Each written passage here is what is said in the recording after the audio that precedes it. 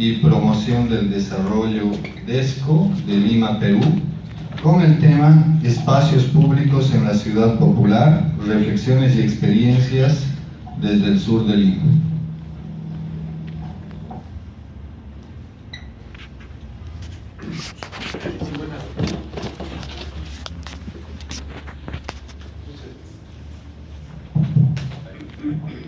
Muy buenas tardes, es un gusto saludarlas y agradecer esta invitación de UNITAS para este importante evento en el que compartimos experiencias, reflexiones. En realidad mi presentación está pensada para más de 15 minutos. Para suerte de ustedes, solamente tengo 15 minutos. Entonces al final lo que resta, si es que hago una buena exposición y les interesa, lo van a poder bajar aquí en un USB, un flash, ¿no? Y tenerlo para su uso personal. Bueno, no pierdo más tiempo. Lo primero que hay que decir es que los intereses de las sociedades urbanas para desarrollar su vida en las ciudades ha variado con el tiempo. Es decir, no es lo mismo una ciudad medieval que una gran metrópoli del presente o que un pueblo intermedio. Y entonces hay que ver cómo ocurren las relaciones sociales y cómo es que participa la población en esta etapa que es la que estamos viviendo, que es la etapa de la globalización. Entonces ahí es muy importante porque justamente nuestro presente tiene sentido en tanto que tenemos un pasado, y entonces el origen de nuestras ciudades nos ayuda a entender los desafíos, los problemas que tenemos en el presente, los retos importantes. Una cosa muy clara es que la conquista española nos trajo la cuadrícula, un modelo de ciudad vacía, en la que no habían grandes espacios públicos. La plaza de armas, la plaza principal, era al mismo tiempo la plaza del mercado, la plaza del ejército, y entonces la ciudad, con un entorno rural, ahí encontraba mucho de lo que eran sus necesidades. Por otro lado, hay ciudades, incluidos pues puertos fluviales, puertos marítimos, que han cumplido distintas funciones. Algunos han sido simplemente administrativos de servicios y se han desarrollado de distinta manera. Entonces, frente a esta situación, nosotros vamos a hablar de los espacios públicos en la ciudad popular de Lima Sur. Primero tenemos que ver qué entendemos por ciudad popular. Y estamos hablando de una ciudad, en el caso de Lima, Perú, con más de 483 para ser exacto, años de antigüedad. Es decir, una ciudad que se ha construido casi durante medio milenio. Y en ese proceso ha habido distintas maneras de hacer la ciudad. Una manera ha sido la ciudad formal, la ciudad de las normas, los reglamentos, etc. Y otra ha sido la ciudad que se ha ido ocupando por migrantes, por gente excluida de las murallas. Por ejemplo, Lima era una ciudad amurallada, y entonces alrededor de eso se han dado procesos simultáneos de urbanización diferenciada. Entonces, acá tengo algunas fotos que podemos tener una idea, ¿no? La foto superior izquierda, ¿no? El desierto, una ciudad desértica, ¿no? Lima se ha construido sobre un arenal. Solamente hay dos grandes ciudades desérticas en el mundo de las dimensiones que tiene Lima, con más de 10 millones de habitantes. Una es en Egipto, pero al lado tiene el río Nilo, y la otra es Lima, pero al lado tiene el río Rima, que no es navegable, y que la parte final es un desagüe que va al mar, con vergüenza de todos los limeños. Y claro, las ciudades han empezado con construcciones de esteras, con puntos, pilones de agua, y hoy día lo que tenemos, la parte inferior, es una ciudad compleja que ha crecido como ha podido y como sea. Entonces, cuando hablamos de la urbanización popular, surgida de lo que en el Perú se llamó originalmente la barriada, ahora se llaman pueblos jóvenes, asentamientos humanos, el proceso barrial ha sido un proceso en el que primero se ha ocupado el terreno, ¿no? Se lotea, se toma el terreno y luego se consiguen todos los servicios y se construye la ciudad. Y entonces, en ese proceso, con una larga autoconstrucción, lo que tenemos pues son ciudades. Miren, eso que está ahí a la izquierda abajo, en esa foto que no está muy nítida, es el río Rímac.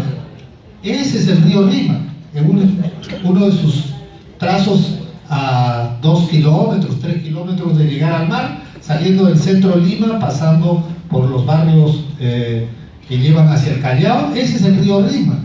Y arriba, bueno, tenemos un asentamiento reciente en los cerros, y acá un poblamiento que ya tiene 30, 40 años también en los cerros, y podemos ver entonces la calidad de muchos de los barrios.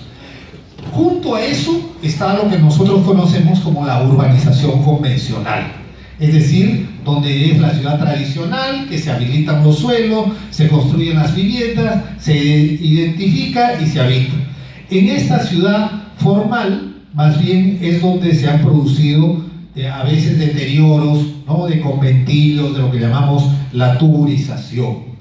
Pero esta ciudad formal es una ciudad que tiene todos los servicios, que tiene viviendas que han ido transformándose. Estas viviendas de acá, las que vemos de 2, 3 pisos, 3 plantas, seguramente van a desaparecer. Esto es en el barrio de Miraflores, y se convertirán en esos grandes edificios.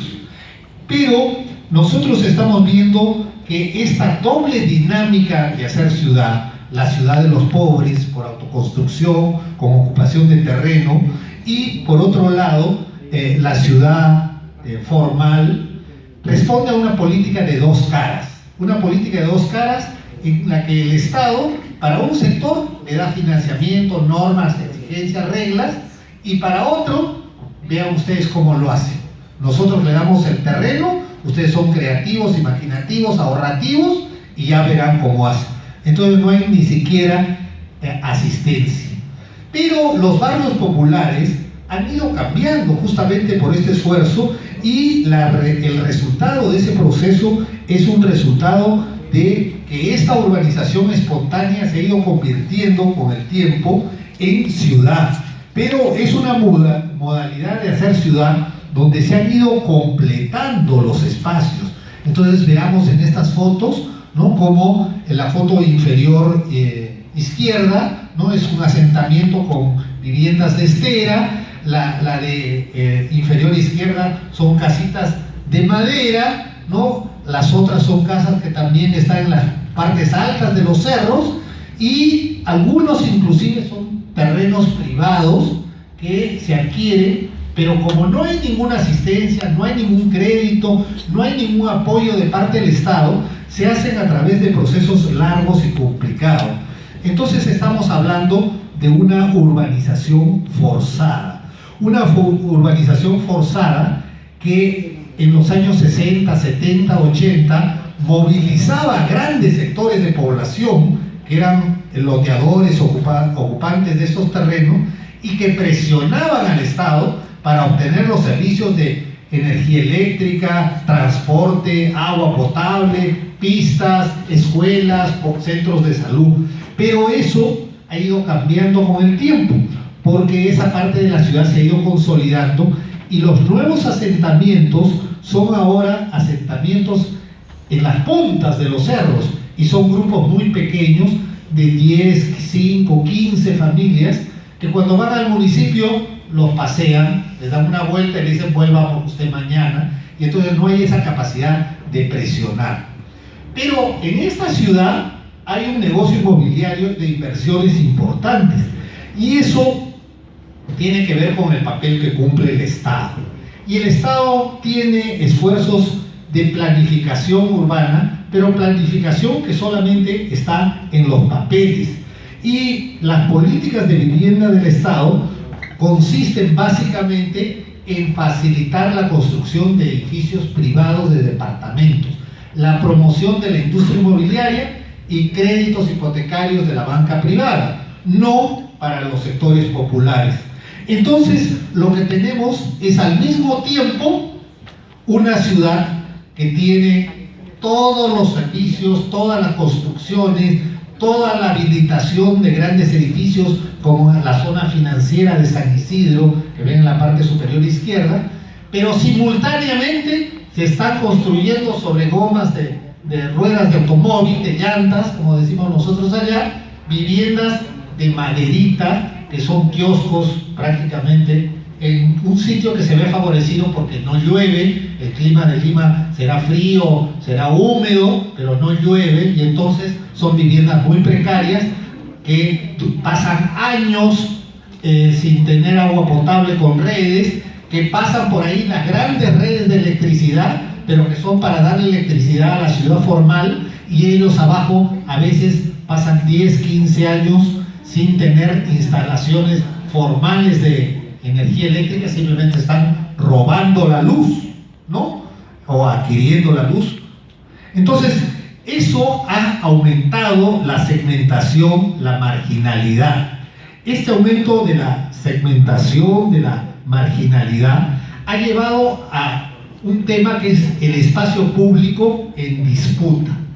Esa lucha por el espacio público es algo impreciso, a veces tiene que ver con los grandes centros comerciales que se instalan. El espacio público se ha transformado en un punto de enfrentamiento, de disputa social, y lo que hay es una arremetida privatizadora, como decimos aquí, ¿no?, en que el espacio público no se agota ni está asociado únicamente al espacio físico, a una plaza, a un parque, sino también corresponde entenderlo a través del tiempo, a través del espacio.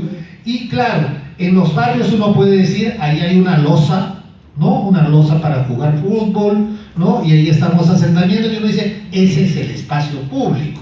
Pero ¿de qué calidad de espacio público estamos hablando? Entonces ahí está la importancia de los espacios públicos para hacer ciudad. La nueva agenda urbana de Hábitat 3 señala este tema y nos plantea la necesidad de entender el espacio público, que es una noción confusa, que no está asociado solamente a lo físico-espacial, sino que hay que entenderlo a través del tiempo. Los espacios públicos en Lima tienen que ver entonces con un urbanismo practicado de manera espontánea e informal. La gente ha buscado básicamente construir sus viviendas, no ha tenido una noción de barrio, de urbanización, salvo en algunos casos. Y por otro lado, la ciudad formal, la ciudad con capitales que está haciendo edificios, lo que busca es dónde hay parques, dónde hay espacios públicos para comprar las viviendas, transformarlas en edificios, y lo que era el parque o el área pública de 10 o 20 familias se convierte en el espacio de 200, 300 familias que viven en esos nuevos edificios. Y el Estado da facilidades al sector privado para que haga eso, pero no habilita nuevos parques, nuevas áreas públicas. Entonces, la gente tiene que encontrar cualquier modalidad de resolver sus problemas, y son estas casetas las que aparecen entonces como las que se ocupan en estos espacios. Como el tiempo es escaso, voy a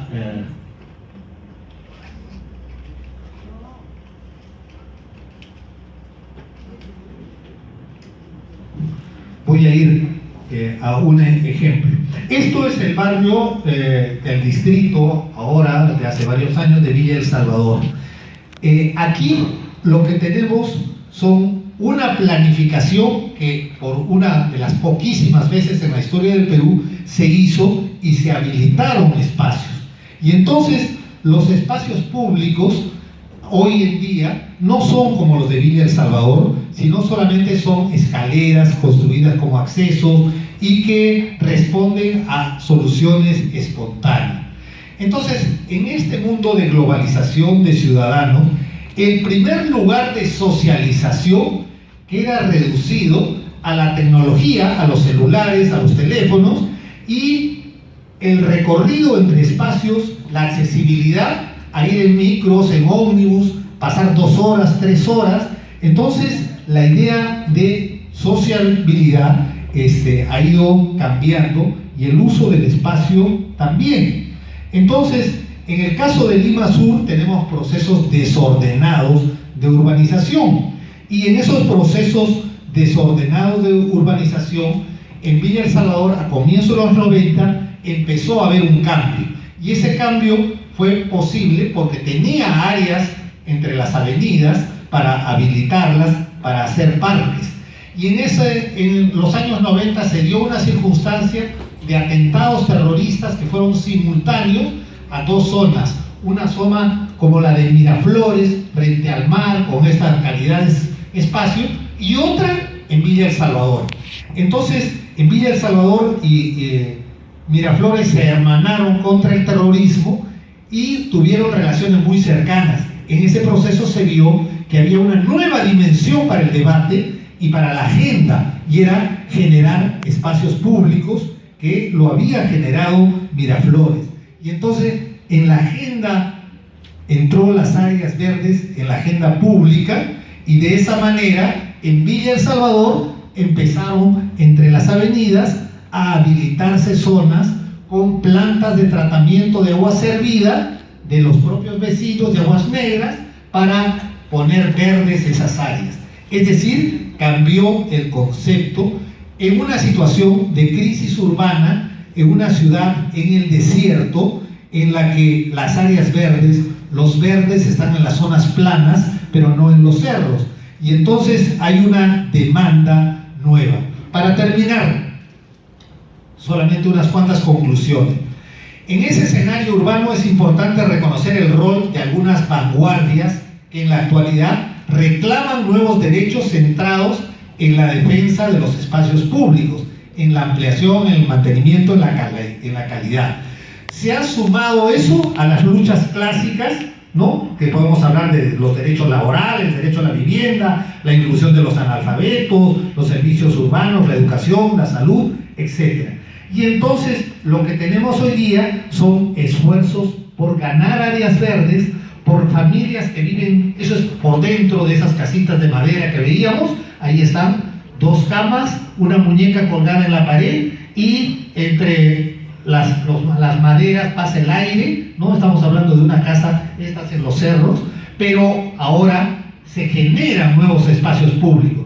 Los vecinos organizados generan nuevos espacios, nuevos parques, pero en esas zonas altas, difíciles, complicadas.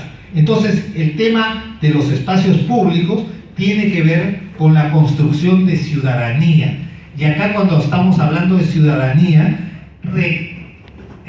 subrayamos el tema de ciudad, ¿no? Vivir en ciudad, no solamente en barrios dormitorios de mala calidad, sino poderse apropiar de los espacios públicos.